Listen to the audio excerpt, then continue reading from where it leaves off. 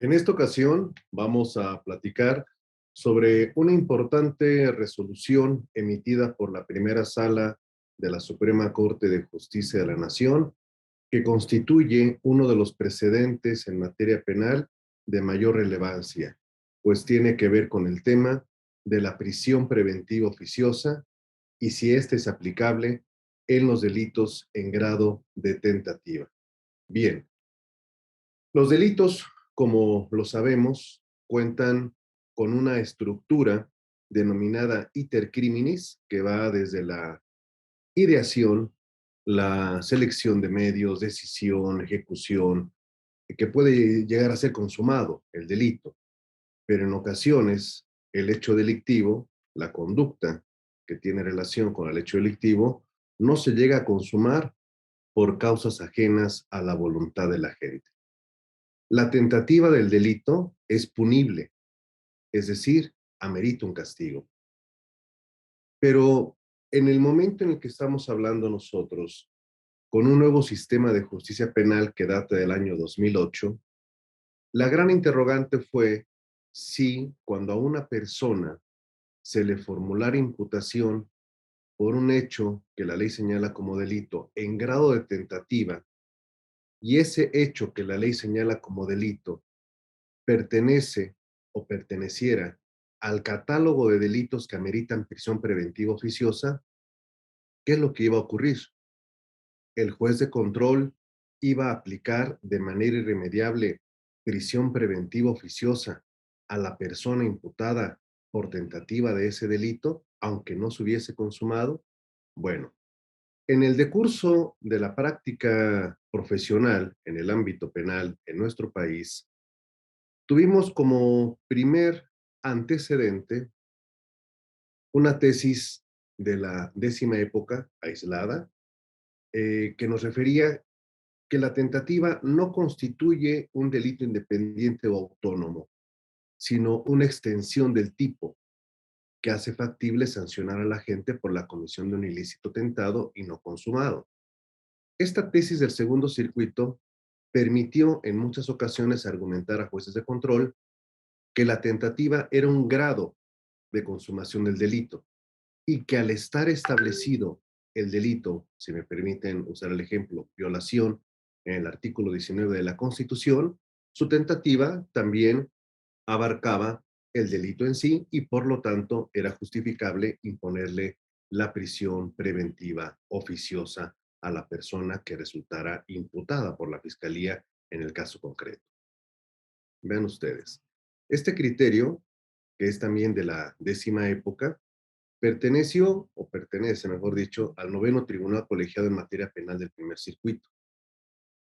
Aquí, cuando se emite este criterio, que es en el año 2019, la Constitución mexicana, la Constitución política, todavía no preveía al delito de feminicidio como aquellos de los que ameritan prisión preventiva oficiosa. Bueno, en un caso determinado, un juez, cuando recibe al imputado, este lo era por tentativa de feminicidio y el juez le impuso la prisión preventiva oficiosa.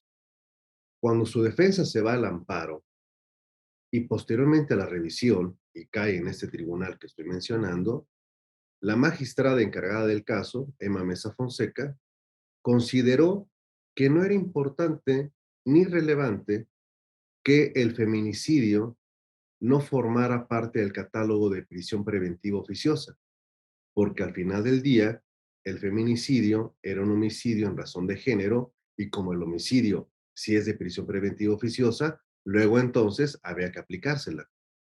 A mí me preocupa un criterio de esa naturaleza porque es una extensión de una analogía y eso está prohibido por la Constitución.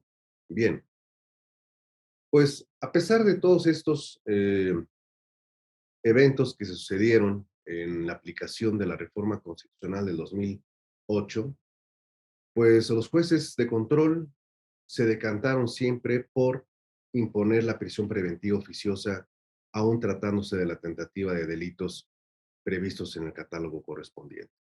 Ahora bien, en marzo del año 2021, y para ser más exactos, el 11 de marzo, se publicó en el Diario Oficial de la Federación una serie de reformas a nuestra Constitución que son muy relevantes, sobre todo porque introducen en nuestro país por primera vez la figura del precedente judicial.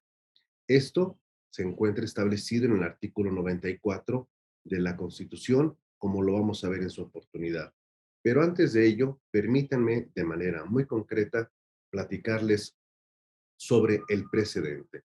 El precedente es una figura propia del common law, es el derecho anglosajón, y este common law establece que el precedente es las razones, el criterio judicial que se encuentra dentro de una resolución que emite un juez. Esto nos lleva o nos podría llevar inclusive a platicar sobre una escuela que se denomina realismo jurídico, pero esta cápsula excedería en su tiempo si nos metemos en ello. Solo lo dibujo y lo dejo en el tintero, el tema de el realismo jurídico. Bien, cierro el comentario y vuelvo. El precedente tiene como características el case law, que es el criterio judicial, el criterio, y el stare decisis, que es la obligatoriedad de ese criterio judicial. No estamos hablando de jurisprudencia, muy importante definirlo, acatarlo y limitarlo. La jurisprudencia es otra cosa. Aquí estamos ante una nueva etapa para operadores y para el Poder Judicial Federal. Estamos hablando de resoluciones, de sentencias que van a ser precedentes obligatorios, pero no toda la sentencia, sino solo las partes, los razonamientos que son los que le dan la esencia a la resolución.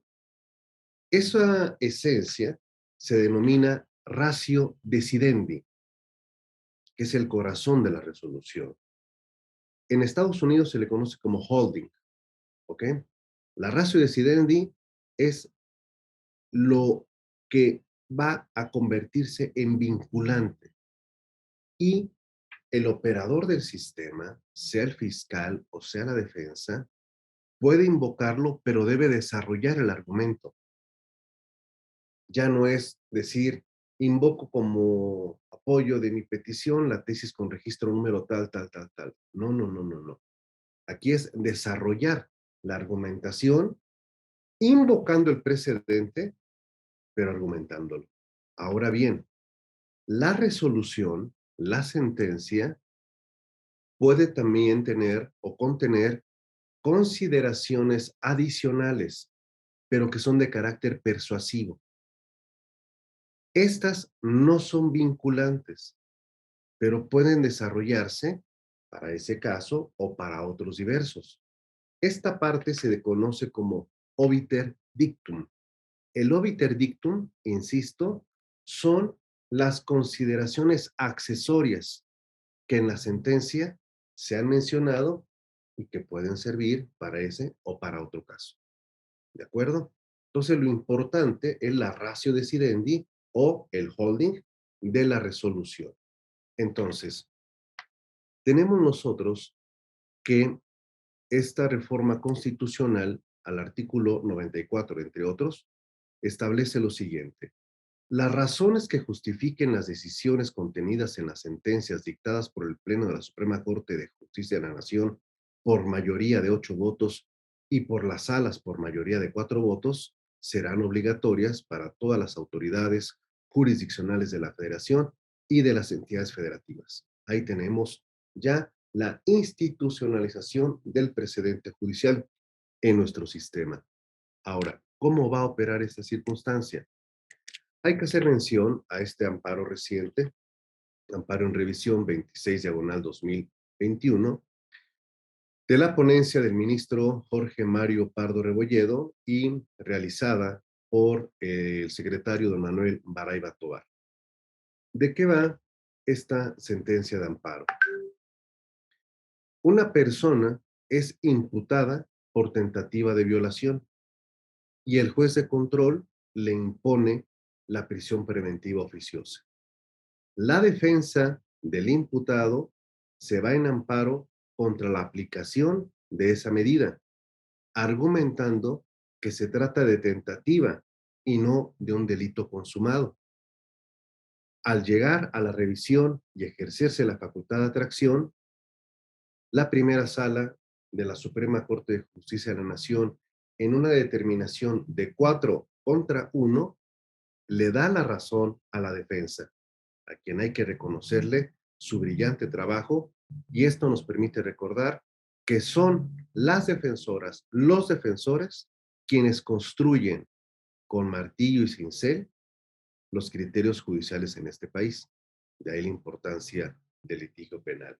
Bien, pues en esta determinación se reconoce la razón a la defensa porque no se debe aplicar la prisión preventiva oficiosa a los delitos en grado de tentativa.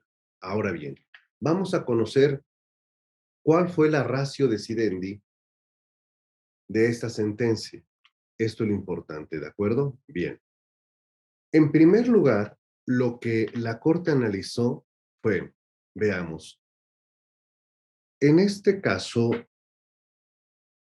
dice la ley que en tratándose de tentativa de delito, ¿se debe de aplicar la prisión preventiva oficiosa?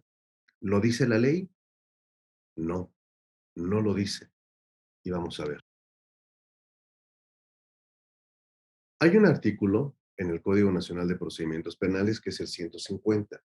Este es el que le permite a la Corte dirimir el conflicto, dirimir la controversia. ¿Por qué?